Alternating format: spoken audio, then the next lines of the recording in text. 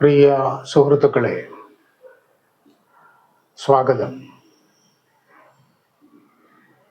ശബരിമലയിലെ മണ്ഡലം മകരവിളക്ക് മഹോത്സവത്തിൻ്റെ ഒരു പുതിയ സീസൺ തുടങ്ങുകയാണ്. ഏതാണ്ട് 2 മാസത്തോളം നീണ്ടു നിൽക്കുന്ന ഈ കാലത്ത് എല്ലായിടങ്ങളിൽ നിന്നുമായി പതിനായിരക്കണക്കിന് അയ്യപ്പ ഭക്തന്മാരാണ് ശബരിമലയിലേക്ക് ഒഴുകിയെത്തുക. മുൻകാലങ്ങളെ അപേക്ഷിച്ച് ഈ സീസൺ എത്ര കണ്ട് അയ്യപ്പന്മാർക്ക് അനുകൂലമായിരിക്കും എന്നത് കണ്ടറിയേണ്ട കാര്യമാണ്. ശബരിമല പാത ഒരുക്കിയെടുക്കാനുള്ള കാര്യമായ പ്രവർത്തനങ്ങളൊന്നും നടന്നിട്ടില്ല എന്നാണ് അറിയാൻ കഴിയുന്നത്. കഴിഞ്ഞ 2 മാസക്കാലമായി ശബരിമലയാണ് കേരളത്തിലെ ജനങ്ങൾക്ക് മുമ്പിൽ വിവാദമായി നിൽക്കുന്നത്. ഈ സമയത്താണ് സാധാരണഗതിയിൽ ശബരിമലയിലെ എല്ലാ ഒരുക്കങ്ങളും നടന്നു വരിക. ആഗോള അയ്യപ്പ സംഗമവും ശബരിമലയിലെ സ്വർണ്ണപ്പാളി മോഷണവും ശബരിമലയിലെ മുൻകാല ഭരണസമിതി ആൾക്കാരുടെ അറസ്റ്റും അടക്കമുള്ള വിവാദങ്ങൾ ഇപ്പോഴും കേരള അന്തരീക്ഷത്തിൽ നിറഞ്ഞു നിൽക്കുകയാണ്. യഥാർത്ഥത്തിൽ കഴിഞ്ഞ 1.5 മാസമായി ശബരിമല ക്ഷേത്രഭരണം അനാഥമായി കിടക്കുന്നു എന്നതാണ് വാസ്തവം. എല്ലാ ഭരണസമിതിയിൽപ്പെട്ട ആൾക്കാരും തങ്ങളും കുടുങ്ങുമോ എന്ന ആശങ്കയുമായി ഉറക്കം നഷ്ടപ്പെട്ട് കഴിയുന്ന സ്ഥിതിയാണ് ഉള്ളത്. സാധാരണഗതിയിൽ വൃശ്ചിക മാസം 1-ാം തീയതി മുതൽ ശബരിമലയിലേക്ക് അയ്യപ്പ ഭക്തന്മാരുടെ ഒഴുക്കുണ്ടാകും. അതിനു മുൻപുള്ള 2-3 മാസങ്ങൾ കൊണ്ടാണ് ശബരിമലയിലെ നവീകരണ പ്രവർത്തനങ്ങളും അയ്യപ്പ ഭക്തന്മാർക്ക് ഒരുക്കേണ്ട സൗകര്യങ്ങളുമൊക്കെ തയ്യാറാക്കുക.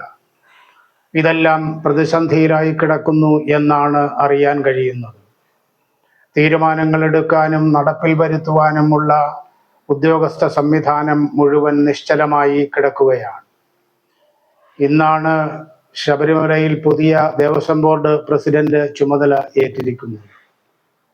ഇനി അവർ സന്നിധാനത്തും പമ്പയിലും മറ്റുള്ള സ്ഥലങ്ങളിലും എത്തി വേണ്ട പ്രവർത്തനങ്ങൾക്ക് നിയമപരമായ നടപടികൾ പൂർത്തിയാക്കി അതെല്ലാം പ്രാബല്യത്തിൽ വരുമ്പോൾ ഈ വർഷത്തെ ശബരിമല സീസൺ അവസാനിക്കാനുള്ള സാധ്യതയാണ് കാണുന്നത്. ശബരിമല എല്ലാ പ്രദേശങ്ങളിൽ നിന്നും ഉള്ള അയ്യപ്പ ഭക്തന്മാർ വന്നു ചേരുന്ന സ്ഥലമാണ്. അപ്പോൾ പമ്പയിലേക്കും ശബരിമലയിലേക്കും ആൾക്കാർ കടന്നു വരുന്ന വഴികളെല്ലാം സുഗമമാക്കണം.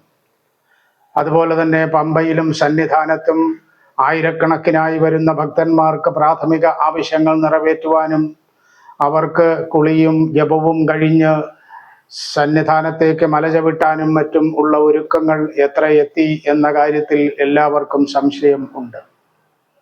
സന്നിധാനത്തിൽ തന്നെ നടന്നെത്തി ദർശനത്തിനുള്ള സൗകര്യങ്ങൾ ഒരുക്കുന്ന കാര്യത്തിലും നടപടികൾ ആയോ എന്നത് ഇപ്പോഴും കണ്ടറിയേണ്ട കാര്യമാണ്.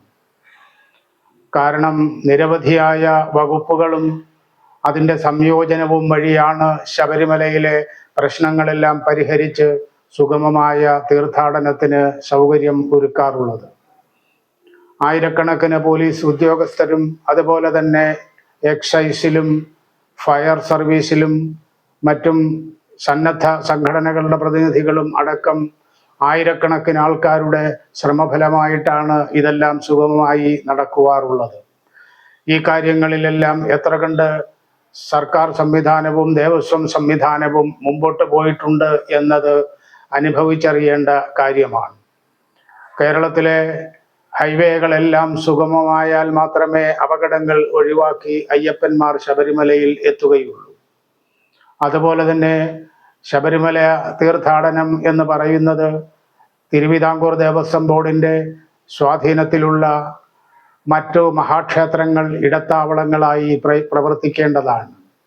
ഇത്തരത്തിലുള്ള മഹാക്ഷേത്രങ്ങളിൽ വന്നു ചേരുന്ന ആയിരക്കണക്കിന് അയ്യപ്പ ഭക്തന്മാർക്ക് വേണ്ട വിരിവയ്ക്കാനും ഭക്ഷണം പാകം ചെയ്യാനും വഴിപാട് നടത്തുവാനും ഒക്കെയുള്ള സൗകര്യങ്ങൾ എന്തെങ്കിലും ഒരുക്കിയിട്ടുണ്ടോ എന്ന കാര്യത്തിൽ ഇതുവരെ ഔദ്യോഗികമായ വിവരങ്ങൾ പുറത്തു വന്നിട്ടില്ല.